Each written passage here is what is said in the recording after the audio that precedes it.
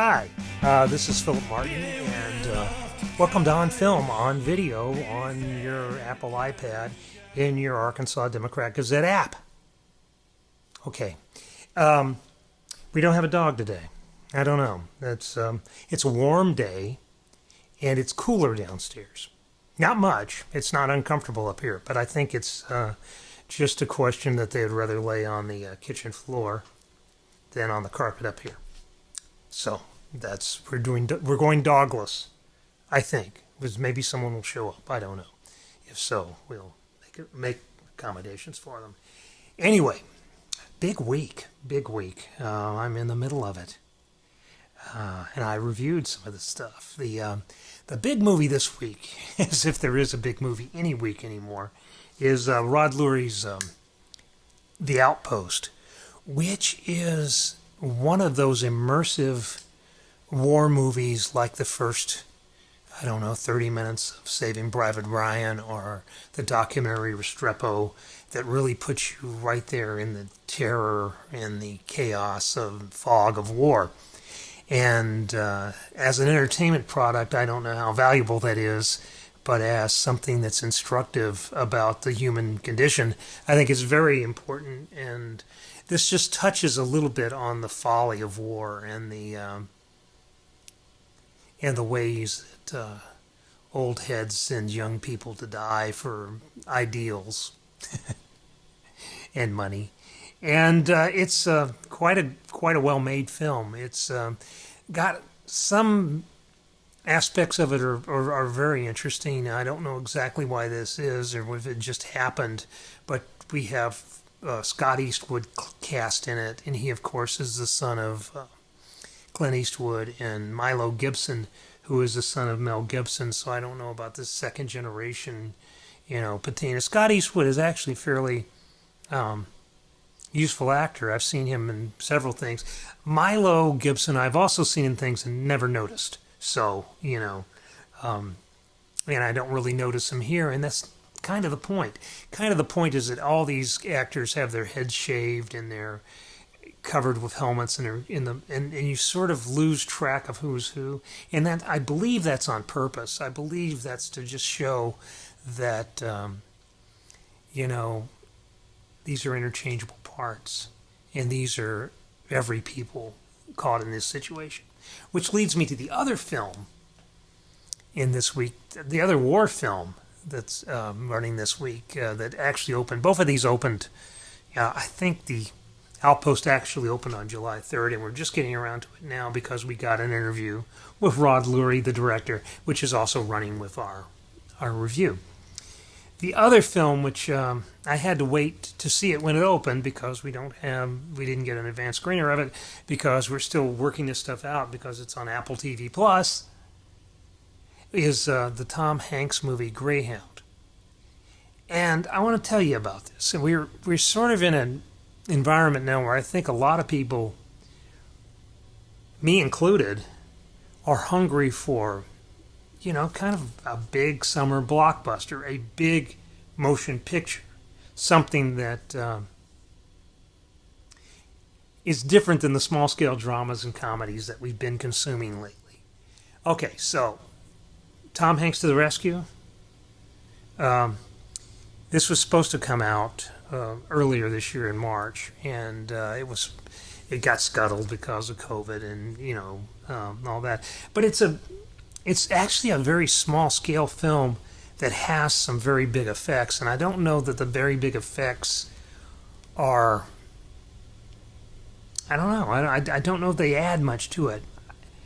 It's basically the story of a career naval officer who was caught between the wars. He probably went in 1920-something, and now it's 1941, 42, early 1942. And he's got his first command, his first wartime mission, and it's to escort these troop ships across the Atlantic. And what you can tell more by just watching Tom Hanks's face than anything else is that this is a guy who's got a lot of self-doubt. He doesn't know if he's been promoted on merit or if he's just been promoted because they need bodies now that the war's on. He doesn't know if he's up to this mission, which he's never been tested like this before. And he's a decent guy, but he just doesn't know that he's a special guy.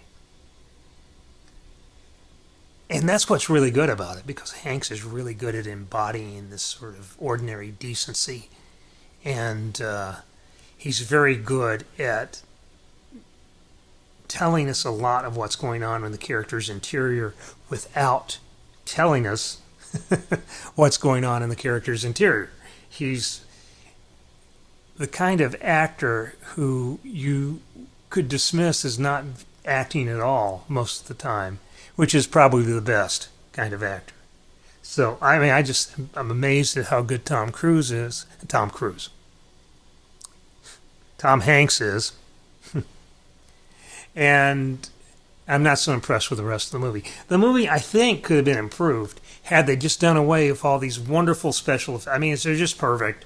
I mean, it's just like, you can do this now. You can make an ocean. You can make ships. You can put them on fire. You can have a U-boat. You can have all of this. Okay, fine. I think it would have been a better movie had they never shown that. Had they just had some vague sort of light in the distance or something, and you just know what's going on through the conversation with Hanks and his crew members and the radio and all that. And it hadn't been so explicit about, the battles. The battles are, I think they're really well done, but they're also not all that exciting because we've seen all this before. Hang on, I have a call here from Mr. Dan Liebarger, and we'll see what Mr. Liebarger has to say. See if he's checking in on us to tell us. Okay, he's telling me that one story will not be here tomorrow. Okay, that's fine. I'm not going to say what story it is, but it has to do with the Arkansas Cinema Society. But it's not going to be in tomorrow or today. It'll be in next week. So, here we go. So I'm in the middle of doing this. So I'm going to go back down in a minute and write a little review of the Netflix documentary Disclosure, which is about a trans representation in movies, which is something that you wouldn't,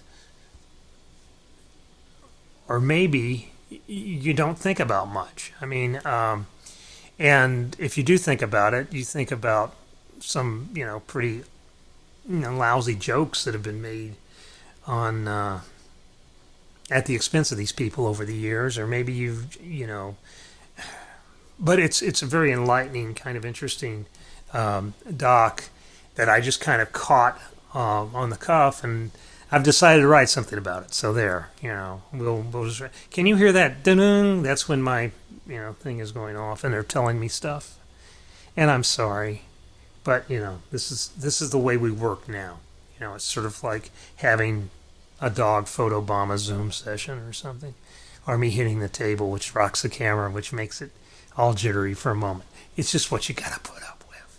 It's just what we've got to do these days. Anyway, but that's an interesting film. To get back to the reality that we're at, and there are theaters open, and in Little Rock, Riverdale's open. And what I want to do, and what I hope I've done this week, is to introduce a little feature called What's Playing. And what it is, it's what's playing live, what you can actually get out of your house and go see. And whether you want to go see it or not, I think that's a personal decision. You have to kind of balance the risk of going out there with, what you want to do. I mean, it's sort of like, I don't think we can hole up in our houses forever. I haven't holed up in our house. We've been to the theater. We were very careful, and we have been very careful. We very limited our exposure. I mean, you mask up. But there's some people who are holding drive-in stuff, and there's some people who are doing this, some of that. So this is the first week we're doing it. Now, if you have some information about a showing someplace, you're showing on a bed sheet in your yard, and you want someone, you're inviting everybody to come, or everybody can come if they pay a ticket price. I don't know what the legality of that is. Just send it to me, P Martin at adgnewsroom.com. And I will try to get it in this new little feature we're starting, okay? Not a big deal. Just, we're going to list some of the movies that are playing in local theaters around the state. And if there are more theaters opening than what I have, please let me know about that too, because we're doing this like on the fly really quickly. We don't pretend to be all inclusive. We are just trying to get started, So this week's a trial run. Please, if you've got some event, send it to me. We'll see what we can do. We'll keep doing this throughout the duration of the house arrest. And once everything gets back to normal, we'll get back to normal. But strange times. We have to take, measures. Anyway, since I have no dog and I have no real topic to speak of, I just wanted to let you in on some of this stuff. I'm going to let you go. I'm going to get back down to writing about the trans documentary Disclosure. We have Rod Lurie, The Outpost. Courtney Lanning is writing about that Netflix superhero movie. So, we're all in. We're all good. Take it easy. And we'll see you next week. Bye.